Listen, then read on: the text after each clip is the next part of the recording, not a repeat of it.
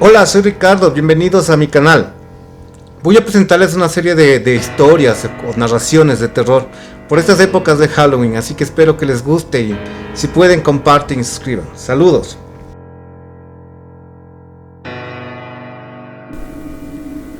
La casa en el fondo del callejón. Era yo apenas un niñito cuando nos mudamos a aquella enorme y vieja casa.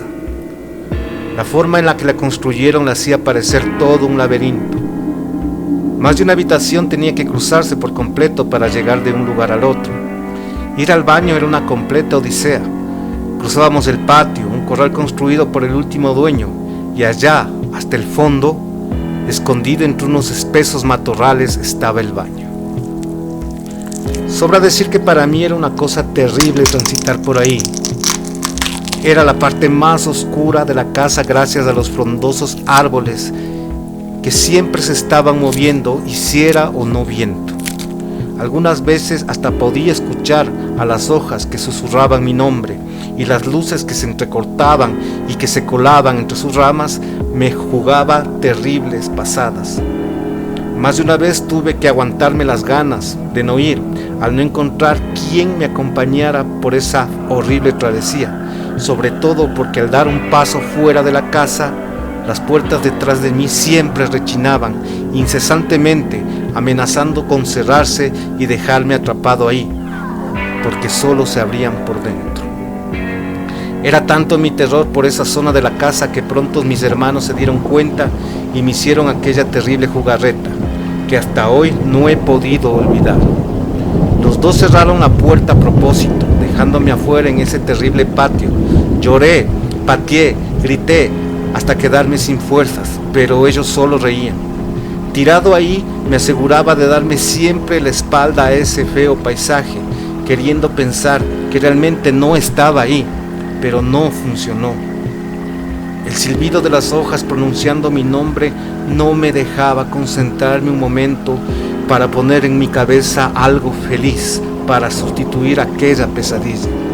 Volteé para gritar a los árboles que se callaran y los descubrí realizando una danza macabra que servía del fondo ideal para la aparición de una anciana pálida y enojada, que maullaba abriendo tanto su boca que por un momento parecía que en lugar de cabeza solo tenía un profundo y oscuro agujero. La puerta aún se conservaba las marcas de mis uñas de haber tenido tanto desesperación por poderla abrir. Posiblemente la habría atravesado con mis sangrientas manos, pero solo por la desesperación intenté comprender lo que estaba viendo. Yo solo quería escapar de ese lugar. En ese momento mis gritos fueron tan intensos que una de mis hermanas mayores escuchó y vino a ver lo que pasaba. A veces pienso que nunca debía haberlo hecho, pues aquel terrible espíritu que flotaba en la dirección a mí atravesó su cuerpo en el momento justo cuando se abrió la puerta. Solo pude ver que se desprendía de ella un vapor antes que cayera al suelo, y después de eso jamás volvió. Su cuerpo estaba ahí, respiraba, comía, pero no hablaba, no nos veía. Era como si estuviéramos ahí, tan solo un espacio vacío le arrebataban su esencia. Tiempo después nos enteramos que en esa casa vivía una viejecilla enferma que solo se hacía acompañar por decenas de gatos. Los vecinos todo el tiempo intentaron echarla por la terrible peste y suciedad que provocaban los animales y que ella, como ya no tenía las fuerzas para asear, sin embargo, ella firmemente repetía una y otra vez: ni muerta me alejaré de aquí. Es entonces cuando nos dimos cuenta que era una mujer de promesa. Siempre se quedó en ese lugar. Esa casa está en el fondo del callejón y sigue siendo solamente suya. Los visitantes. Al volver de mi viaje con el nuevo ganado, mi familia me dio la queja de que muchos ruidos se escuchaban en altas horas de la noche en el campo. Para mí era algo normal, no faltaba un grupo de chicos que encontrara algo divertido meterse entre la maleza y jugarse bromas entre ellos, o en el peor de los casos a nosotros. El comisario no solía hacer mucho caso al respecto, así que solo me quedaba a mí montar guardia con mis hijos. para vigilarlos y ahuyentarlos aunque sea a palos. Cuando el mayor vigilaba, vino adentro sin color en el rostro, sin ni siquiera poder hablar. Sus manos temblorosas me hicieron saber que algo estaba mal. Él era incluso mucho más valiente que yo. No entendía qué había podido asustarlo tanto. Con escopeta en mano me dispuse a salir de la casa, pero las manos de mi hijo me tomaron con mucha fuerza el brazo y me impidieron hacerlo. Otra vez no dijo nada, pero la mirada en sus ojos me advirtió que no fuera ese lugar. Nos asomamos por la ventana. Él me indicó con sus dedos hacia dónde mirar. En un principio solo eran ramas moviéndose, pero en cuanto eso se incorporó, hasta la respiración olvidé. Estábamos viendo un ser grisáceo, flaco, que fácilmente alcanzaba los 3 metros. Parecía que buscaba algo, y en cada paso venía más cerca a la casa. Solo volteaba al ver al resto de mi familia. No sabía qué hacer, qué saber. No entendía nada de lo que estaba pasando ni viendo, mucho menos lo que vendría después. Con cada uno de mis confusos pensamientos únicamente le daba paso al tiempo y él seguía acercándose cada vez más al portal de mi casa. La mirada de mi hijo se clavaba en la mía buscando una respuesta. Yo no pude hacer otra cosa que levantar la escopeta y apuntarle, pero en ese momento la criatura emitió un chillido tan intenso que el cual nos hizo sangrar los oídos y perdimos completamente la razón.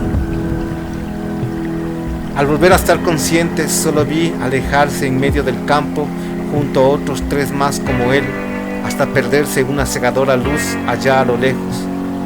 Mi primera reacción fue tomar mi familia, salir de ahí, pero las ramas del campo seguían moviéndose. No supe cuántos más de ellos habría, cuáles eran sus intenciones, así que tuve que arriesgarme hasta el amanecer. Teníamos tanto miedo de contar lo sucedido, pero esa noche no solamente visitaron nuestra granja, sino la de decenas de vecinos y personas que conocíamos muy de cerca, y esa era la plática al día siguiente. Se dieron miles de teorías, soluciones, los muchos regresaron a sus granjas, pero yo no podría arriesgar así a mi familia.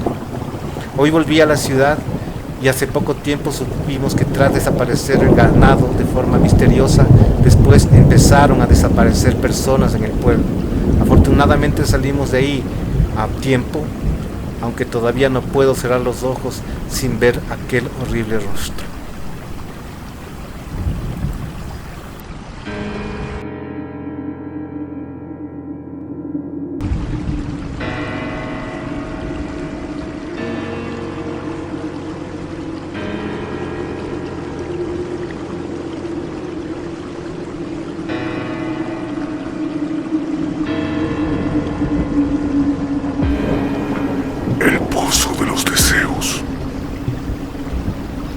Restaba menos de un mes para que se cumpliera el plazo de entrega de su manuscrito y él ni siquiera lo había empezado.